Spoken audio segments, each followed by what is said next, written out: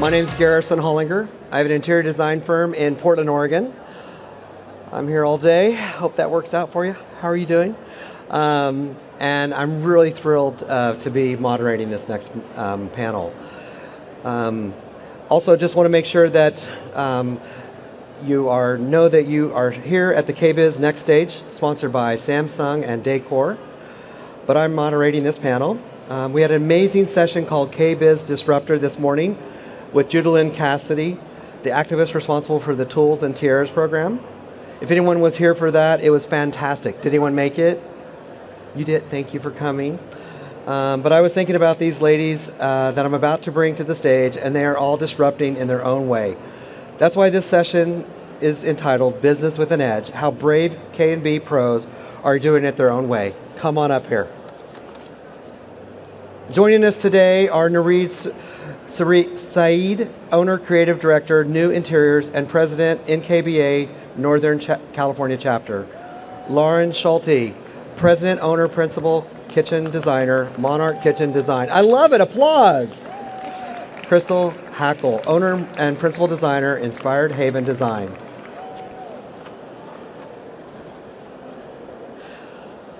Hello. Hello. I love it. Can I be Charlie? Maybe that's wrong to say. Oh, you're too young. I don't get it. No, we're not. We just don't appreciate it. Yeah. Well, I'm going to have some notes because we have a lot to cover, and I am so excited. So, it's looking at what we've been through and what we're going through these days. Everything is disruptive, right?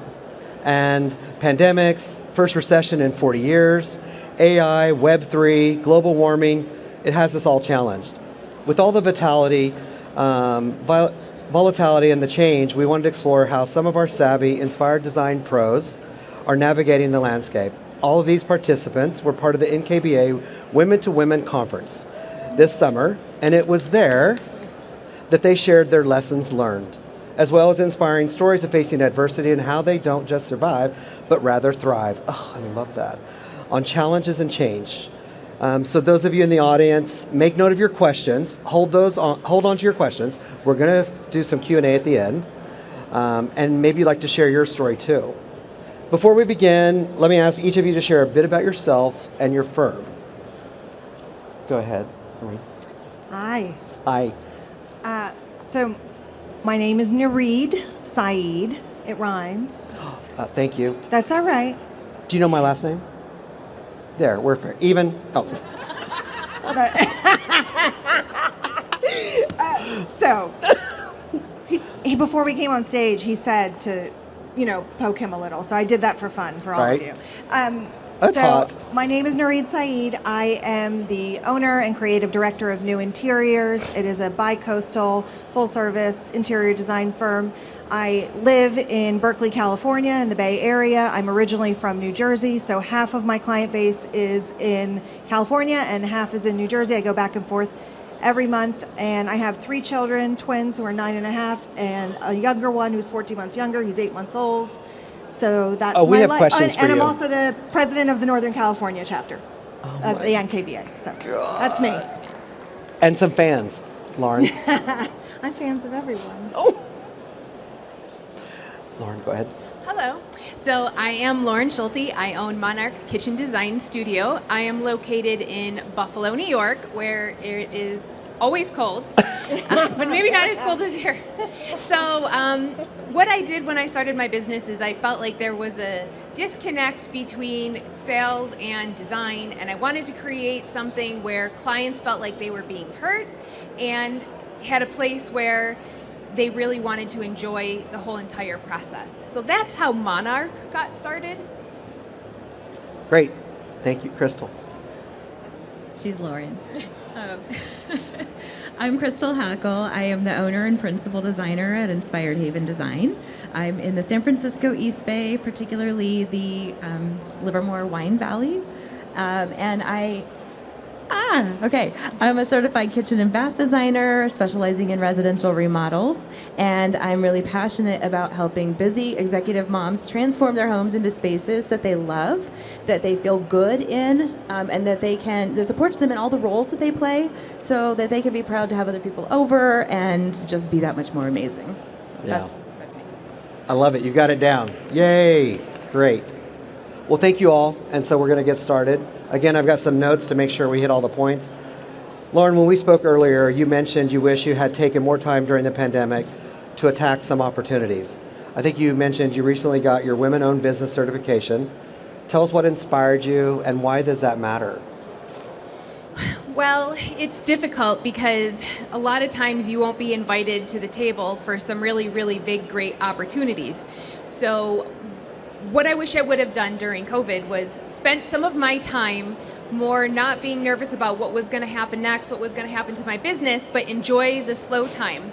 And I anticipate that in the next couple of months, we may hit a little bit more of a slower time.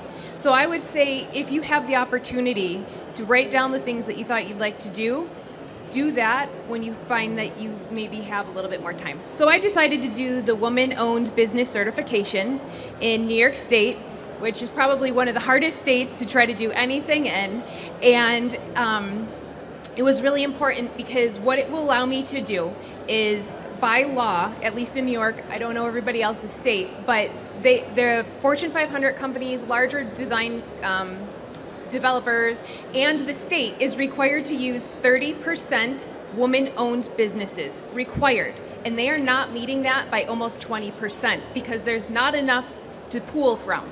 So what I ended up doing was worked on getting the certification, and now I'm in a database for New York State so that when people are looking for let's say a developer just bought a building and there's 50 kitchens that need to get designed. I now have the opportunity to show up and design, and I may not come in even as the lowest bid, but I may not have been invited to have that opportunity before had I not become certified. And I can tell you the process has been hard because what was happening was they were finding that a husband and wife team, they'd put the wife in at 51%, but it was mostly run by the husband. So now the state is checking to make sure that that's not happening. And they were flagging me a little bit because my husband owns a construction company, but he does not own any part of Monarch. Monarch is my own business. So I think that it was... like they have time to manage that. No, well, but when you have... So let's say that a project is $50 million and you have the opportunity to bid, it would make sense to try to get that when you may not have had the opportunity to do that. So it was important to me. It was important, but you also said it's hard. Like, just give us a little snap of what does hard mean for a business owner who's going through a certification or one of these other qualifying. Finding the time, making sure that you have all of your ducks in a row, all of your paperwork. Again, New York State, I can't stress enough. They want, I'm not kidding you, they want copies of your birth certificate. They want your blood samples. They want your insurance. They want, the list is 36 things that you need to upload and put into the system. And then they verify that your tax returns are correctly done. You have to do 2 years of all of that. So I felt like it was actually harder to do than to get my degrees. Wow. I'm not kidding. It felt like it was more work. And it's when you have the least amount of time, when you're also trying to manage your business and design for clients. But I knew that I needed to find this time because it was going to be important for my business. Congrats to you. I mean, that's amazing. It's huge. Nareed, you got some crazy in your life. And just a little bit. A little bit. And you manage from afar. So, tell us, how do you build client confidence when you're 3,500 miles away? Well, relationship building, that's always key. There's no doubt, no matter where you are, whether it's a local business or from afar, relationship building is the number one step in that. I've learned to do two things. The first is I go back every month, first of all, so my clients have a schedule. I'm on a pretty strict calendar with the contractor and with everyone in the whole process, so my clients know when I'm going to be there. Yeah. and They're trained. They're trained. They know when I'm there. I'm available on text. I'm available on, if I'm not on the site and something happens, my contractor's like, I have a question. There's two parts of it. He and I have an awesome relationship, and he knows kind of in my brain what I'm expecting. So the 3-hour difference doesn't seem to make a big difference because he's like, oh, no, she wouldn't let me do that, so I'm not going to do it. And he is trained. So he's trained. There's also the part of it where I'm just available, right? Whenever they need me, I get on the phone, text, whatever they want, I'm available to them, and they know I'm available to them. But the last part is, most of my clients are me, honestly. They're two working professionals, struggling with like a big family, trying to make it all happen. And, what I try to tell them is I'm here to make your life easier. Yeah. And hey, look at all this crazy I have. And so no one understands it better than me. So I really just try to ensure in them that they know that I know. And they respect you for that. Yeah. And yeah. I'm also just, honestly, and I hate when people say honestly because it's as if I'm going to lie, but that's not the case. Tell a lie and a truth. Tell a lie and a truth. Truth or dare, everybody. Yeah. Well, but really, like it's like, okay, I just look at them and I'm like, listen to me. This is going to hurt at certain points. That much I promise you. But it's painful. I will make it less painful. Right. And I'm so honest maybe to a fault sometimes of just like, here it is. I'm laying it all out for you. I'm putting it in writing. I've put it in all these different places. And it works. Right. It works for me. Do you find that you're using a tool that creates efficiencies or allows better communication with your teams? Most of my life is in text and WhatsApp because my contractor won't use text. So okay, well that's a short answer. He only likes WhatsApp. So yeah. Wow. Well, you know what? That's an efficiency, right? And you're managing it. No? Yeah. I hate WhatsApp. Yeah, you hate what? Well, anyway. Yeah, I hope they're not here today. Right? Crystal, for you. So you've shifted from this full design service to consultations. And what inspired that shift? How much time do we have? 2 minutes. No. Okay. So the birth of my business is the history of that story is in tandem with my journey to becoming a mom. And so as I opened my business, I also had a baby in tow. And one of my values is that I want to be home with him. And I was finding it increasingly difficult to feel like I was managing all the moving pieces of full service and procurement type stuff while having a little one. And I had a business coach tell me early on, why are you trying to do this? Why don't you just do consultations? And she did the math and she showed me how I could be working 20 hours a week and making full-time income doing consultations. And I had to wrestle with it because I still believed that if I wasn't offering full service, that I wasn't legitimate. And I really had to come full circle with that and realize that, health and mental health and wellness are all important. And so I made the choice to do a lot of virtual consultations and in-person consultations right before the pandemic happened.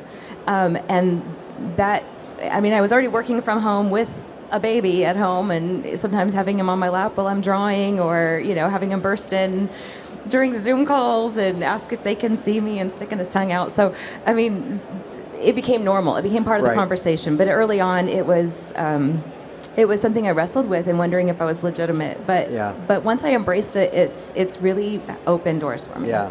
Well, it's funny because you're like, this is normal. This is what I do. But you broke normal. And so did you find that there's a fulfilling moment of your soul financially? Like we're all probably, don't some of you want to know, like, does that work? Well, let's do some math. So let's say you have a $250 consultation and you're going to do an hour and a half consultation. You could fit in 10 of those a week, less than 20 hours. And you got a baby on your lap. So you're talking about that's $10,000 a month. That's over $100,000. Yeah. So it's easy to break six figures doing just consultations. It's not an impossible thing. Find what works for you. If full service doesn't fit who you are in this phase of your life, don't be afraid to do what's best for you and what's best for your family. That's awesome.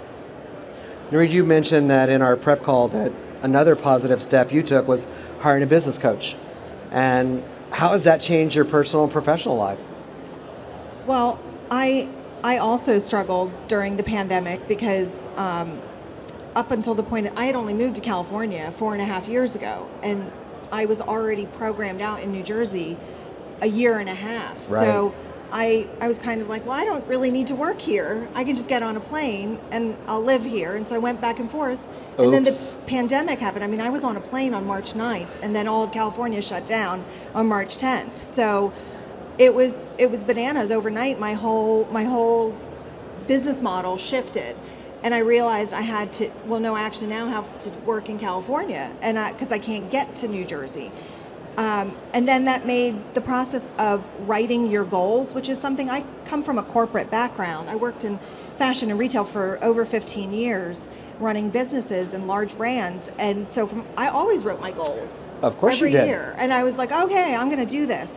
And I went and sat down to write my goals during the pandemic and was like, oh my God, I don't know what to do with myself. I don't even know how to approach this new model for myself, and what does it even mean? And I need KPIs and yeah, exactly. I treated myself like that. Yeah. And then all of a sudden I'm looking around and I have at that time a kindergartner and 2 first graders, and I have to homeschool them basically. And my husband's an attorney and he's working from home taking calls all day long, and I was like, this is mayhem. And I honestly was like, how do I make it all work? And the business coach really started out as, how do I write my goals? And what I love about her is that she made me realize how I do need to align my world and my core value system with my business. And up until then, I had treated my business like a business, and I had treated my life over here. And it forced me to realize how to merge the two and put my core values in line, which are my North Star are my children. It is my family. And so if I'm not moving towards my North Star, then everything else is for naught, and then how do I even talk to people? How do I, it gave me permission to be me, to talk about things that up until recently we weren't supposed to talk about with our business, right? And that, all of it in combination has made me it's just been amazing year after year since the pandemic, how much growth I have seen in my business. And I've just worked much smarter, not necessarily harder. And it's really, and the coach enabled me to see how to do that. That's awesome. I mean, I think a lot of us, clap. A lot of us have found that if we don't figure out how to, dovetail our business and our life, they don't merge, they collide then, and it's bad. I mean, are there tips that you would tell the audience, like just some key takeaways on how to find the right coach for you? So I think there are lots of people who they're like, I want a business coach, so I want to know how to, create goals and do business modeling, and that's one kind of coach, right? But I think, you have to know what you're really working towards. Are you looking towards work-life balance? Are you looking towards achieving the next level in your business? And I think that will help you align with a coach. I think in this case, my coach recommended to me through a dear friend of mine who has known me since our previous careers together. And so that helped enormously, that he knew me well enough to know that this person would connect for you. Right, because there's got to be some truth there. You got to be vulnerable enough to identify kind of what your weaknesses are, because our strengths, I have a feeling you kind of know your strengths, and they're out there. What I will say this one piece of advice about coaching in general is that it can feel a little bit like therapy in the beginning, and then you're like, why am I paying someone for therapy? I thought I'm going to get business tips and how to run my business, and and I definitely felt that. And then we had this one moment after the first couple months where she asked me if I wanted to look at my ask myself some hard questions and look at my goal process in a certain way that normally would have really made me uncomfortable. Yeah. And I would have just been like, no, I don't do things like that. That's not how I want to do it. And I had this moment where I just looked at her and I said, I don't want to do it. And so I'm going to tell you that we're going to do it because I'm so uncomfortable right now. But I think that's actually what I need to do. And so my one piece of advice is to be uncomfortable. Yeah. Going to that women's conference, my crew, that's crew of 70 women that I love now so much. I mean, I was so uncomfortable. I was like having a panic attack the morning of. And I was like, it's real. I'm like, I don't like to do this. There's too many people. I have to talk to them. This is terrible. Doesn't everyone know I'm an introvert, extrovert? Yeah. That's my code, you know, and I, being uncomfortable. That has been, I think, the key to pushing forward, and my success in the last year has been I have forced myself to be in places I did not want to be. Good for you. It's a big one. Okay, so here's another biggie.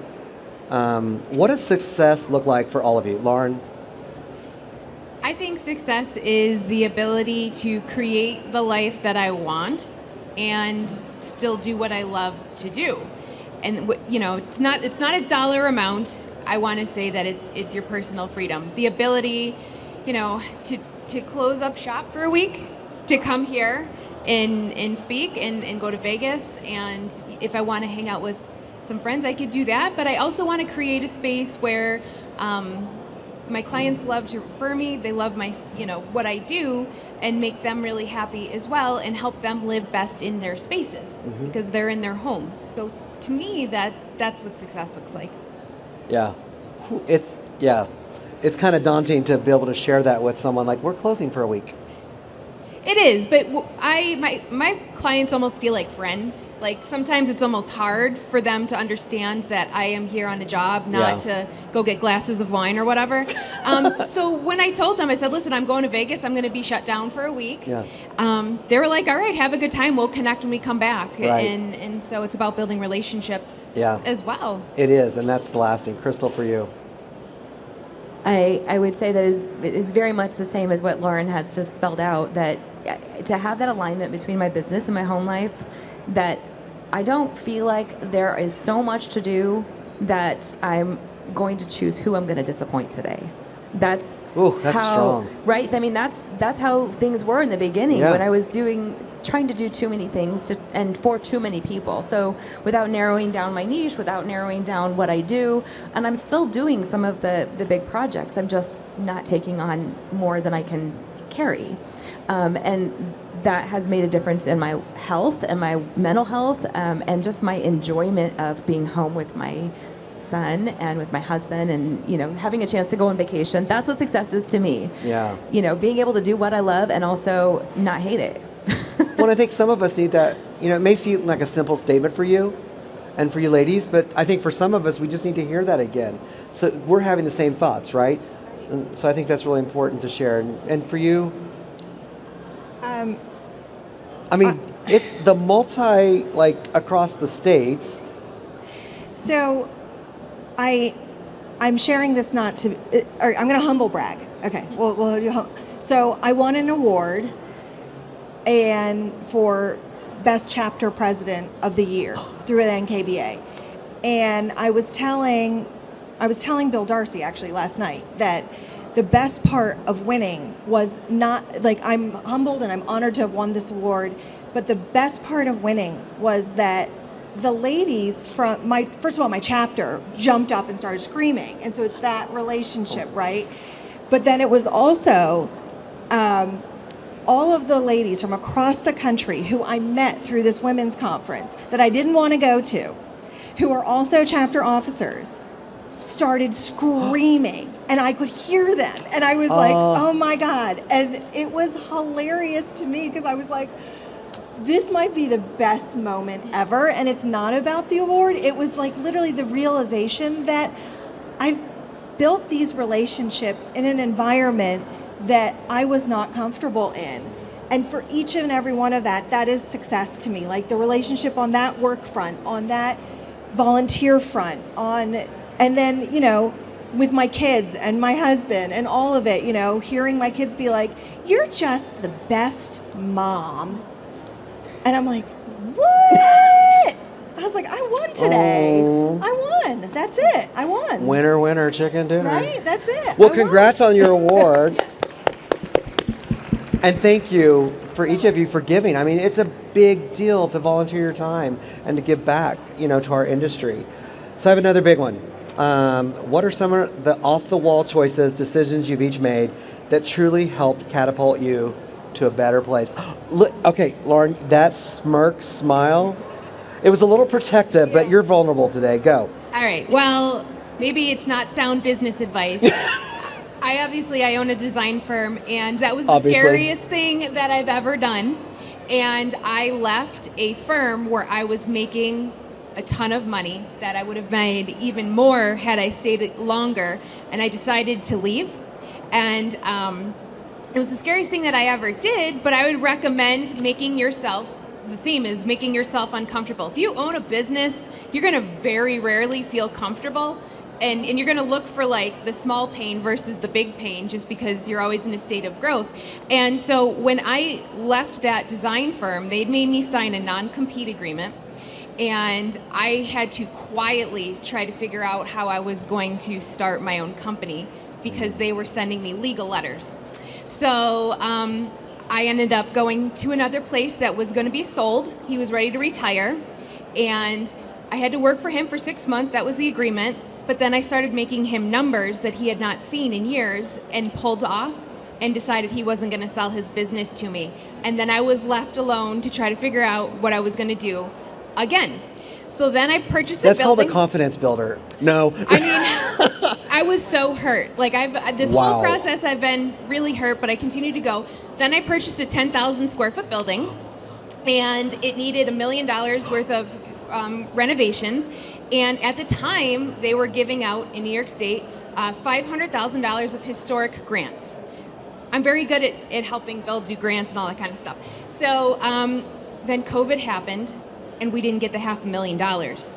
I had remortgaged my house to buy this building, and when I knew that I was going to lose this building, not lose it, but have to sell it off, because it was a bigger animal than we had $500,000 sitting in just to get this to work for us, I drove by another company a block away from mine that I didn't know existed, looked in the window, and it looked closed. I cold called that guy and said, "Would you be willing to sell me your building?" And he was like, "Oh my gosh." He goes, "Let me think about it." 3 weeks later, I came in, and now I have another 10,000 square foot building a block away, and it's about growth. And had I sat down and rationalized it and thought about it, there's no way in hell I would have ever decided to do that. I decided I'm going to make myself uncomfortable. Follow your passion. You did it. And that's it. Yeah, that's it. So. Woo! That's amazing. Okay, good luck. So I think, again, just what we're asking is what catapulted you to a better place? Lauren's got her own issues. We all have issues, but... yeah. But I think for all of us, we have defining moments when we look back and we know that it was a risky move at the time. It felt maybe like it was almost crazy. But we can see the journey in hindsight and know that that's exactly the thing that we needed to do. For me, it was working from home in 2016. That was something people didn't do. They didn't stay home with their kids and try to, to be a designer. And so I kind of had it figured out by the time COVID hit, and you could see in hindsight, like, okay, well, that was obviously a really good choice because at some point the conversation became normalized. I didn't have to feel like an imposter. I didn't have to feel like I didn't belong in this box. I just kind of built my own box, right? So then everybody had to get in the same box as me. And so that one was a good one in hindsight. And I have to say that the Women to Women conference was by leaps and bounds a game changer for me. So on a whim, I applied to be selected, and when I got an email saying I was chosen, I said, well, they must not have had a lot of applicants. Because I was sure that I wasn't going to have the stuff that it took to be at this conference. And I think that there was a quote from Susie saying that you will feel seen and you will feel heard and you will grow. And as I listened to the stories of each of the women that were on the panel, each of the advisors, I saw some common things happening, and that was that each of them had someone who saw something in them that they didn't see in themselves. And by bringing me to that conference, that's what they had done for me. And so many things have happened since that conference. I mean, it's getting articles in Better Homes and Gardens. I got a phone call from the Drew Barrymore show about one of the images in here. Getting picked as a design hound, and I'm drawing a blank because I'm getting excited. But I think, though, sometimes it's a small step that is a catapult, right? Yes. And that projection, following the momentum. And I'm not the same person who walked into that conference. Yeah. And I have to say, so Noreen was uncomfortable, but I didn't know that because I walked into the room also like, right. I just want to go back to my hotel room. I don't want to be in this group of women because I don't know anybody and I don't know if I belong here. And she was the first person to reach out to me and say hello. Oh, that's awesome. And make me feel like I belonged. So awesome. Thank you, Noreen. Oh. And by the way, she's also my chapter president, and I agree she deserves it. Oh, so you're kissing up. Okay, no, good. No, I agree that she deserves it because she well, went don't out worry, of her way you're to going to reach be on out the to board. me. Yeah. You're getting, right, I know. We always need more people to volunteer. Yeah. Well, thank you. Yeah. What would you say, and was something that catapulted you? Something that catapulted me. To a better place? To a better place. It could be a Britney song, I don't care. I mean, whatever. My father saying no. Because it gave me permission to say, I'm going to prove you wrong. And, if anybody knows anything about South Asian parents, I was supposed to be a doctor or a lawyer or an accountant or an engineer. I was not supposed to go work in fashion and then drop everything while I was pregnant with my third and say, I'm going to start an interior design business. Hey, let's do that. So it just, he thought it was all a hobby. That was literally what he said to me. He's like, that's a hobby. It's not a job. Boy, did he just give you some jet fuel. And I was like, I'm going to prove you wrong. Yes. That is not true. I'm going to follow what I love. I'm going to do it, and I'm going to do it well, and you will see. And he's not alive to see this success, and I miss him deeply because I wish he could see it. He did see it when I was in the fashion, and my last full-time role, I was the vice president of global licensing for a big brand, and my name was in Women's Wear Daily, and they announced it, and it was a big deal, and I showed my dad, and I was like, not bad for a hobby, right? And he just started laughing, and it really, like, it sounds like, oh, how sad your dad didn't support you, but I think for me in general, it's always been, when someone says no, I'm like, no, I'll prove you wrong, and I think I'm just frequently underestimated because I'm a woman, because my parents are immigrants, because I'm of South Asian descent, because I'm Muslim. I'm frequently underestimated. And I think that it has been my strength, not my weakness, to have people tell me no. Yeah. Right. It's all empowering. Wonderful. I agree. Okay, so we're trying to leave some room for some Q&A, and so we're going to do rapid fire really quick. So if you don't mind, and Crystal, we'll just start with you. In the next 3 months, what's something that you're going to do that for sure sets you up for success? What's one thing you're like, I'm doing this, this is what I'm working on? I'm launching a course. I'm sorry? I'm launching a course. Launching a course, way to go. Right? Teaching us how to do it. Lauren. I am in the Junior League Show House back in Buffalo, so I'll be working on that for the next several months. Can you just tell us what room? I did not pick the kitchen because I didn't want it. I actually picked the pantry off of the kitchen because I get to kind of go dark and organic and really authentically me, because it's I get to choose it. My clients aren't telling me what they want. So it's going to be a little bit different than some of the stuff on the screen. I love it. Great. Noreen. Come on. You act like there's too much up there, isn't there? It's too much. What's one thing that's going to like be your propellant the next 3 months for success? The next 3 months. I know I heard something from you that I was like, okay, that's smart. What did I say? All these people, tile shops, all these other people that you have as your assistants that don't work for you. Oh my God, that's right. That is what I did. Genius. You're right. I forgot. So, see, I forgot. I've got too many things. So one of the things that I have been doing and will continue to do is part of the way that I run my business is independently. And I definitely felt a lot of guilt about that when I compare myself to everyone else. Like, oh, I should have a whole crew of people that I can take a holiday picture with. No, I don't need that. I actually just need to use my outside resources as my people. So whether it's like my showroom reps for tile or my appliance reps or my contractor or whoever it is, they are part of my world and I treat them as such. And in return, again, the relationship has been that they treat me as such as well, and they really help me to propel my business in another place. And I mean, they're all how these beautiful designs have happened is with their help. So, and I will continue to do that. It's definitely been my decision to keep my business small and be unapologetic about it. Oh, I love it. Owning it. That's wonderful. I think that it's, sometimes hopefully you've gotten some of this, like it's okay to slow down, take a moment, assess what we've been through, assess the losses. Sometimes we've had some losses, sometimes we've had some misses.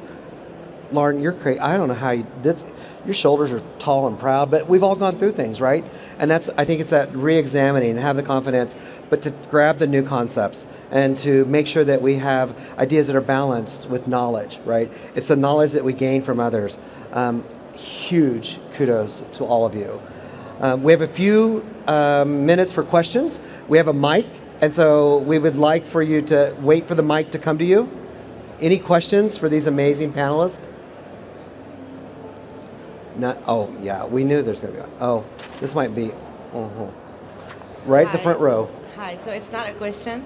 I just want to say something about Nurid.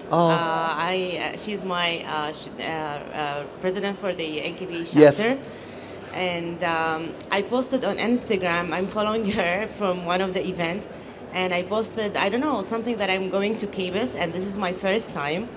And I asked her in her account, and she said, do you have time for a Zoom meeting? And I said, what? What? She will answer, and then she will do a Zoom meeting to let me know what should I do. And that's what happened. She scheduled a Zoom meeting, and we stayed about 20 or 30 minutes telling me every trick there. And I didn't believe that. Like, who do that? Like, right. So I just want to say thank you, and it's really helped me a lot. And even everything you said today is really very helpful for someone who is just starting. Yeah. It gives me confidence. So thank you, Nurid. That's awesome. You're amazing. You're going to do great. And I think that's part of the story here, right? Is that you're all championing each other. Any other questions? Yes. Don't be shy. We appreciate it. The next person, be ready to raise your hand.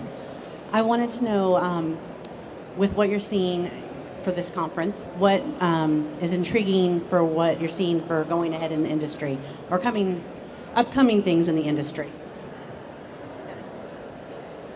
Is there anything that you've seen that maybe from more of the industry side than the trade show side that is really inspiring, or that you've seen that is supporting and advancing? I would say simplicity.